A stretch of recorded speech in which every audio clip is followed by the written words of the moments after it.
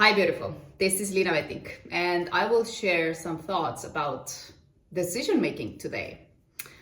And my question to you is, who is in control of your decisions?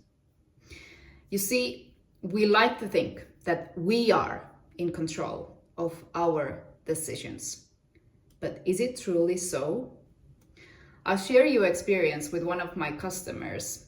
She wanted to participate in my business mentorship program 2 years ago, and she was really excited. She was, yes, Liina, I want to come in and I want to participate. I'm this situation, and I truly believe that you are helpful and you will help me see things differently. And when I told her about the price of the program, she told me that she needs to go and talk about this with her spouse. I was, okay, who's making the decision for her? Why do we go to spouses or partners? Is because we want to be assured that they will still love us if we make a decision with our money. Normally, the closest people make decisions for us.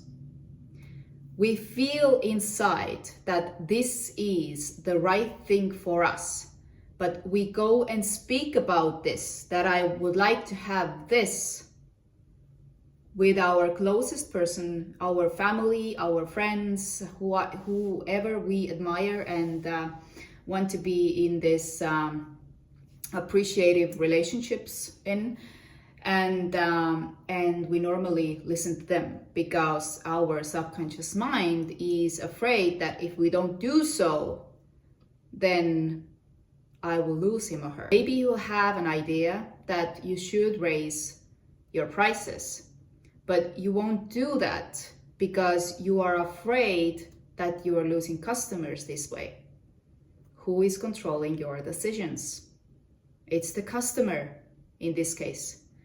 Or maybe you have investors in your business. You have borrowed money. You have presented the strategy you are using in your business, but now you feel that there is a change that needs to be done.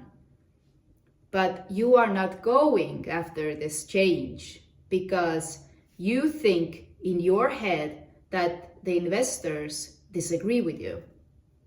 So you won't make the decision to make the change. Who is controlling your decision? I have my own experience when I had the calling to do something with my apartment that I had in Tallinn city center, which I bought with my own money. And so it was completely my decision to make. And for a long time, I had this feeling that I have to do something. I have to sell it or I have to do something with it. And I was, of course, consulting with people smarter than me in this real estate world. And I still didn't make the decision. And when I started to become aware that I am not trusting myself again, I was asking myself, why? And then I said, where is my thought going and I'm not making a decision that I need to sell that apartment, for example. And when my thought was going was what my mother thinks. Is it really necessary? I have a good apartment in a good location. I should hold on to it. But my mother is not the real estate person. And I was like, who's controlling my money in my head? And in that case, and in many cases, when it comes to bigger money, it was my mother in my head who was controlling my money.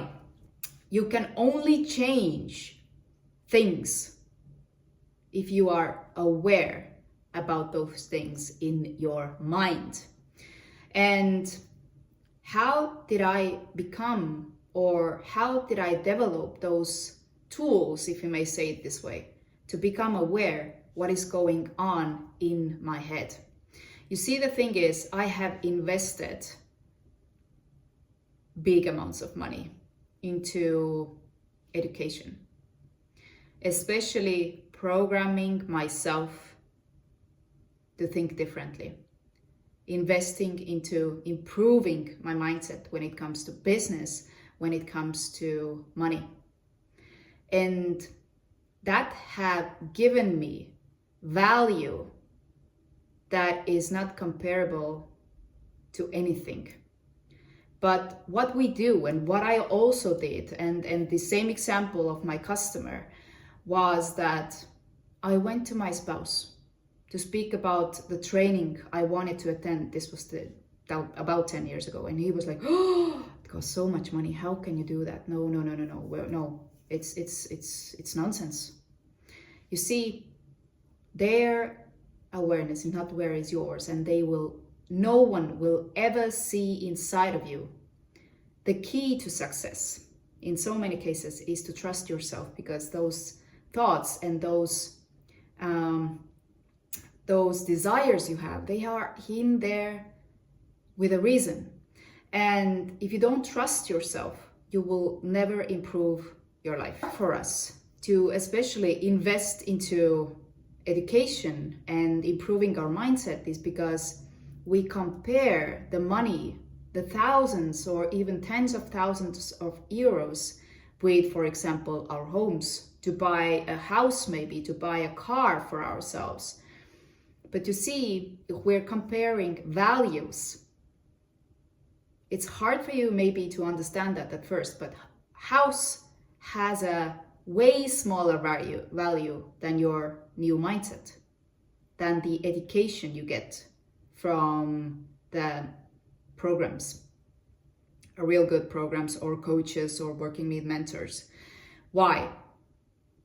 You can lose a house. You buy it, you put in there hundreds of thousands of euros, dollars, for example, but you may lose it because life gives us experiences, right? But when you invest into your mindset, then no one ever can take it away from you. No one ever can take it away from you. And with the right mindset, you can make as many houses or as many cars as you wish.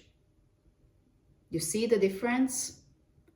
Education is something that no one ever can take away from you. So this is the true value of education. Who is controlling your decisions? When I finished the stories, my client made a decision.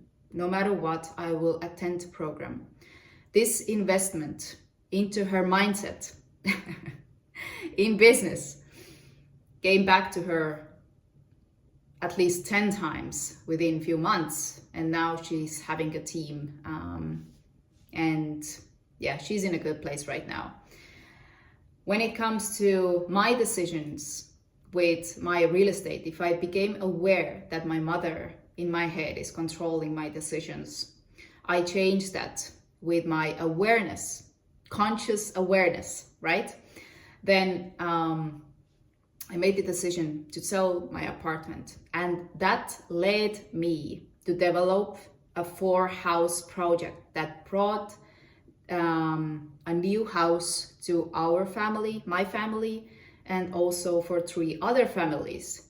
And not only that, but there was other dreams that I could execute or have in my life accomplished because of that one decision. Learn to trust myself even more and more and more, to trust my intuition, to trust that guidance that I have inside myself. But if we don't invest into ourselves, into our mindsets, into our education, then we still continue to let others do the decisions for us in our head. And nothing changes for us eventually. You are still in the same place where you are. So these are the thoughts for this Monday. I hope you have a great week, and I'll see you next week with new thoughts. Thanks. Bye-bye.